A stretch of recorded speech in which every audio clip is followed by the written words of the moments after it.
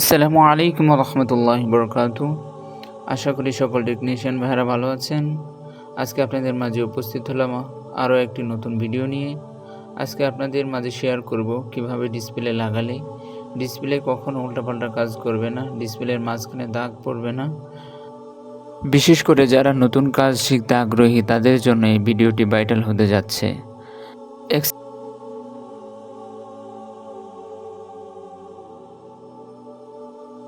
চলুন শুরু করা যাক আল্লাহর নামে।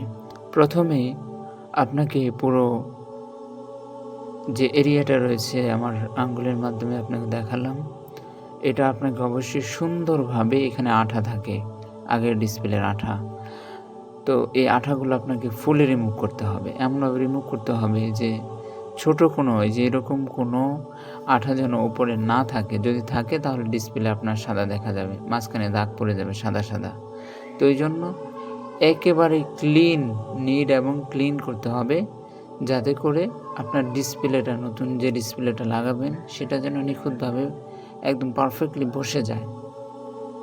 তো এরপরে এই পাশে যে সুন্দরভাবে আঠা লাগাবেন, চিকন করে, অত মোটা করে দেবেন না। যদি মোটা করে দেন তাহলে আপনার ডিসপ্লেতে সমস্যা দেখা দেবে, অর্থাৎ উল্টাপাল্টা কাজ করবে। আর বিশেষ করে এই জায়গাটা একদমই চিকন করে আঠা দেবেন, কারণ এই পাশ দিয়ে রেবন থাকে। এই যে আঠাগুলো ব্যবহার করা হচ্ছে, এই আঠাগুলোতে এক ধরনের কেমিক্যাল থাকে যেগুলো ডিসপ্লের ভিতরে কোনোভাবে গেলে ডিসপ্লেটা উল্টোপাল্টো কাজ করবে, তখন জরিমানা দেওয়া লাগবে। তো এই জন্য আপনাকে পুরো ডিসপ্লে, পুরো ফ্রেমটাতে চিকন করে আঠা লাগাবেন, এবং বিশেষ করে এই রেবনের জায়গাটা একদম চিকন করে লাগাবেন। আর ডিসপ্লেটা এই যে দেখতে পাচ্ছেন, এই ডিসপ্লের উপরে যে কাগজটা, যে স্টিলের উপরে, এই কাগজটা আপনারা তুলে দেবেন। এমনকি এই যে একটা দেখতে পাচ্ছেন ট্যাপ, এই ট্যাপটাও আপনারা তুলে দেবেন। তুলে দেওয়ার পর সুন্দরভাবে এইভাবে লাগিয়ে দিবেন। তো এরপরে ডিসপ্লেটা আপনারা লাগাবেন। ডিসপ্লেটা ফ্রেমের সাথে লাগানোর সময় খেয়াল করবেন যে পিছনে যে অংশটা আছে, রেবনের যে অংশটা, এটা আগে লাগাবেন এবং ওই জায়গাটা বসাইয়া এরপর উপরের দিকে চাপ দিবেন। এই যে এরকমভাবে প্রথমে এই জায়গাটা আপনারা লাগাবেন, এরপর সুন্দরভাবে বসিয়ে দিবেন। জোরে কোনোভাবে চাপ দেবেন না, আর তাহলে ডিসপ্লে অনেক সময় দেখা যায় ভেঙে যায়।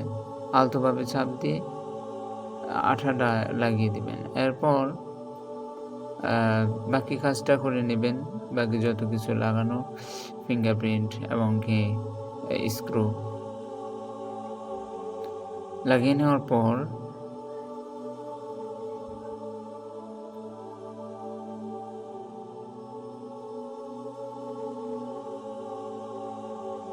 দেখুন ডিসপ্লেটা আমি লাগালাম একটু আগে। তো এই যে ডিসপ্লে দেখেন, কোনো জায়গায় উপরে যে এটা রয়েছে, এই জন্য ভালো করে দেখাতে পারলাম না। তো দেখেন টাচ উল্টাপাল্টা কাজ করতেছে না, একবারে নিখুঁতভাবে কাজ করতেছে, সঠিকভাবে।